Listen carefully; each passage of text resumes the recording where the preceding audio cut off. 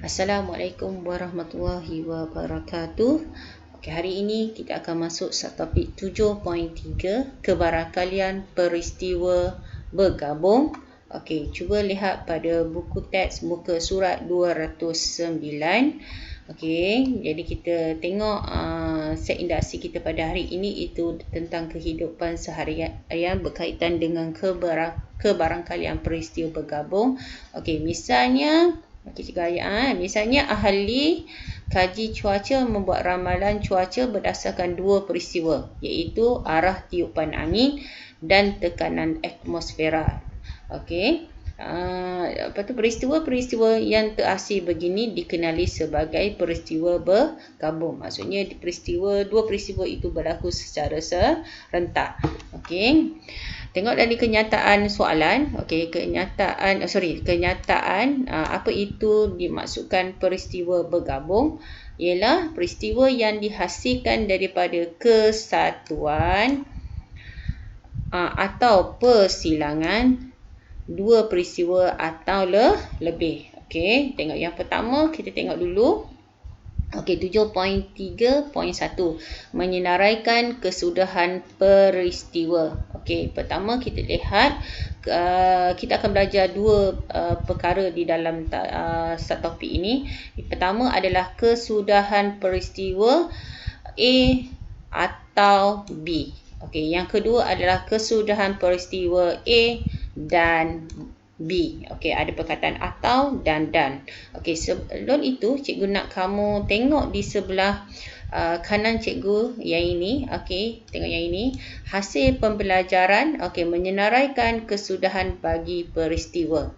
Okey, kalau dikata peristiwa A atau peristiwa B, okey, sebagai unsur set A kesatuan set B. Maksudnya kita kena senaraikan semua unsur di dalam set A dan juga set B.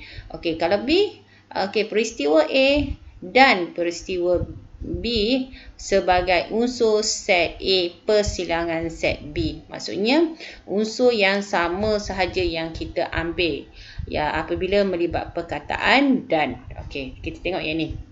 Cikgu bagi penerangan yang lebih detail. Okey, tengok dia kata kenyataan soalan dia kata melibatkan eksperimen melambung sebiji dadu yang adil. Okey, peristiwa A mendapat nombor ganjil, peristiwa B mendapat nombor yang lebih besar daripada 3. Okey, pertama cikgu dah cakap, okey, mesti kena senaraikan ruang sampel. Okey, ruang sampel ini kebarangkalian yang kita dapat. Okey, kebarangkalian kita dapat buah dadu adalah nombor 1, 2, 3, 4, 5 dan 6. Okey, peristiwa adalah sebahagian daripada keseluruhan. Okey, jadi peristiwa A adalah yang dia nak adalah nombor ganjil. Nombor ganjil kita tahu nombor 1, 3 dan 5. Peristiwa B ialah nombor yang lebih besar daripada 3. Jadi tak termasuk nombor 3. Jadi kita ambil nombor 4, 5 dan 6. Bila dia menggunakan perkataan atau, maksudnya kita akan senarai semua.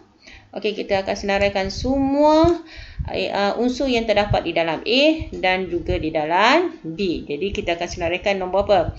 Nombor 1, nombor 3, nombor 5, nombor 4 dan juga 6. Nombor 5 ada 2 kan? Kita ambil 1 sahaja. Jadi jawapan dia adalah yang ini jawapan dia. Okey, peristiwa okey, yang melibatkan atau okey, dengan peristiwa A atau peristiwa B. Okey, jadi dia akan ditulis jawapan dalam bentuk ini. Yang ini. Jadi ada berapa bilangan dia? Bilangan peristiwa A atau peristiwa B 1, 2, 3, 4, 5. Jadi jawapan bilangan peristiwa A atau peristiwa B ada 5. Okey, seterusnya kita tengok. Okey, kalau gambar rajah van. Okey, ini gambar rajah van. Okey, kamu boleh tengok gambar rajah van. Okey, persilangan. Okey, unsur nombor 5 adalah persilangan antara peristiwa A dan juga peristiwa B. Tetapi kerana dia perkataan atau, jadi kita lorekkan ke semua peristiwa A dan juga peristiwa B. Okey, kalau B, okey, kesudahan peristiwa A dan peristiwa B, perkataan dan okey, dan kita ingat dalam kepala cikgu dah cakap dia adalah persilangan. Okey, jadi persilangan unsur yang okey, kita tengok di atas sini balik. Persilangan adalah unsur yang sama saja, iaitu unsur yang sama kita lihat adalah nombor 5. Jadi jawapan dia adalah nombor 5. Okey, bila dia kata perkataan ini, okey, peristiwa A dan peristiwa B, jadi jawapan dia adalah 5. Hanya bersilang di nombor 5 saja. Kalau dilihat di gambar rajah van yang ini. Okey. Okey, saya harap semua kamu faham dalam tajuk ini. Cikgu akan ajar hanya untuk menyenaraikan kesudahan peristiwa bergabung dahulu sebelum kita cari kebarangkalian. Okey, kita tengok contoh 9. Okey, tengok contoh 9. Sebelum kita masuk latihan, cikgu akan tunjuk contoh 9. Okey, kata Riza sekeluarga melawat ke Kuantan selama 2 hari. Cuaca di Kuantan boleh jadi cerah, hujan dan mendung. Okey, ada tiga unsur.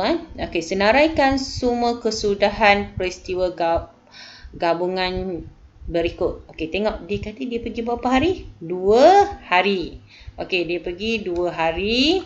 Okey, dia pergi 2 hari. Cuacanya adalah cerah, hujan dan mendung.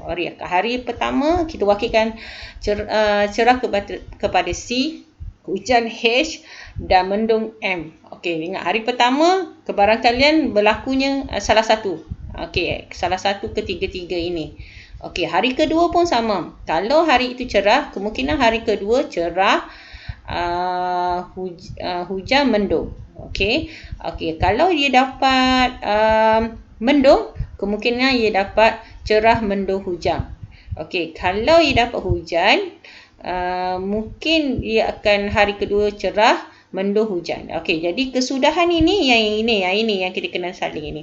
Ini yang kesudahan yang mesti kita kena salin. Ini jawapan dia. Okey, kesudahan. Kesudahan maksudnya ruang sampel. Kesudahan adalah ruang sampel dan salin dalam bentuk tata tanda. Yang ini mesti kena buat dalam SPM. Okey, ada jawapan dia. Okey, jadi kita tengok.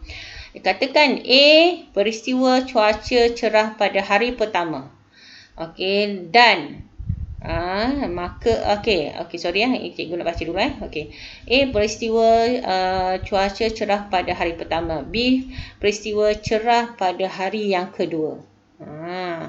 Okey, jadi A adalah dia kata hari pertama. Hari pertama kalau cerah, jawapannya cerah, mendung, cerah, hujan. Okey, kata hari kedua cerah juga pada hari kedua, maksudnya cerah, hari kedua, lepas tu mendung cerah, hujan cerah. Okey, jadi kita tengok kalau dia menggunakan perkataan atau, ini soalan dia. Peristiwa cuaca cerah pada hari pertama dan hari kedua. Okey, kita tengok atau. Jadi kalau atau kita senaraikan semua. Okey, tapi yang ini CC kita ambil satu saja. CC maksudnya cerah-cerah, kita ambil satu saja jawapan dia. Jadi cerah, mendung, cerah, hujan, mendung, cerah, hujan, cerah. Okey, kalau ini jawapan dia. Okey, jadi kenyataan dia adalah kesudahan peristiwa cuaca cerah pada hari pertama atau hari kedua. Inilah jawapan dia. Okey, kalau B dikata perkataan dan. Okey, bila perkataan dan, maksudnya hari pertama cerah, hari kedua pun cerah. Jadi jawapannya adalah cerah. Maksudnya kita tengok peristiwa A dan peristiwa B yang mana unsur yang sama. Okey, apabila soalan itu perkataan dan, jadi jawapannya ini. Okey, cikgu harap kamu faham ya. Okey, dalam soalan ini kamu kena alert. Kena alert. Tengok baca kenyataan yang pertama dan juga kenyataan kedua. Biasanya ayat ketiga tu dia nak kita jawapan dia. Okey, seterusnya kita tengok. Okey, tengok contoh 10. Okey, kita tengok contoh 10. Yang ini cikgu banyak sikit memberi tekanan sebab dia membawa markah di dalam SPM 6 markah. Biasanya soalan nombor 10 ataupun 11. Okey, dalam bahagian A. Okey. Okey, kotak. Okey, tengok contoh 10. Kotak A mengandungi 4 keping kad yang masing-masing merah, biru, kuning dan hijau. Okey, ingat, kita tengok. Ini adalah kenyataan yang pertama. Ini adalah kenyataan yang pertama.